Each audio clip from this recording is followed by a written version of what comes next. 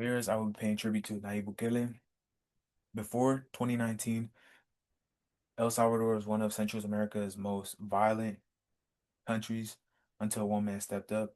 This man is named Nayib Bukele. Bukele started as a left-winged individual associated with parties like FMLN and Arena.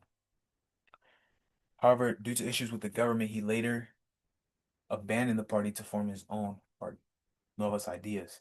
With the love of the people on his side, he decided to run for president of El Salvador, winning the election. Now he's on his second term of presidency. So let me tell you how he's dominating the opposition. Like I said, Bukele's Nuevas Ideas party is the opposing party from FMLN and Arenas that are a result of the Civil War and have been that had or were in control for the last 2 decades until 2019 his elections. Bukele and his party won over 56 out of 84 seats in the legislative branch, which means they have the majority quorum. And since then, he has decreased the amount of municipals in El Salvador from 262 to 44. And he has abolished a constitutional ruling which didn't allow a president to run a second term in El Salvador. And I want to mention that in his re-election in 2024, he was voted for by 83% of the populational vote, which means people love him.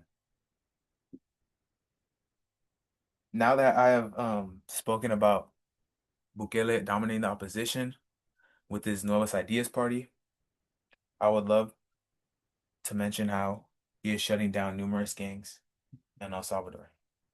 Bukele is shutting down numerous gangs in El Salvador. To quote Kevin Clark's article titled "President Bukele has achieved remarkable success against street gangs, but at what cost?"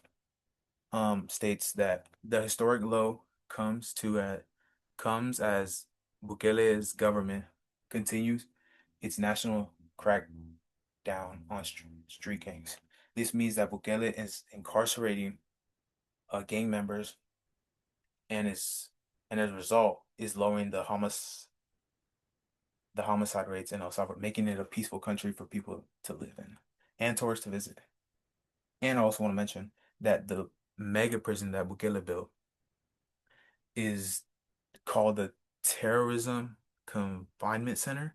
This place filled with the most oof, violent criminals in the world has a capacity of 40,000 people, about 410 acres. Crazy. Um, this place has inspired other political figures from other Central America to do the same. I have addressed how Bukele is shutting down numerous gangs in El Salvador and lowering homicide rates.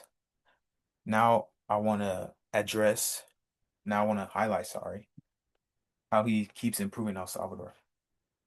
Bukele has built a huge library in San Salvador, which is the capital of El Salvador, and it's open 24/7, year round. And Bukele has starts Bitcoin. He invested Bitcoin to combat the country's economic issue. Although it seems risky because it's gambling, it shows that he is willing to step forward and put the country forward, even if it means change. Today I've given an overview on Nayib Bukele. I highlighted how he's dominating the opposition, how he's shutting down numerous gangs in El Salvador, and how he keeps improving El Salvador.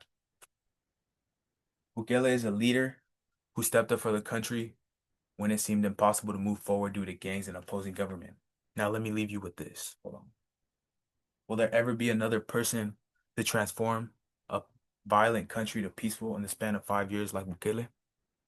Thank you. Appreciate it.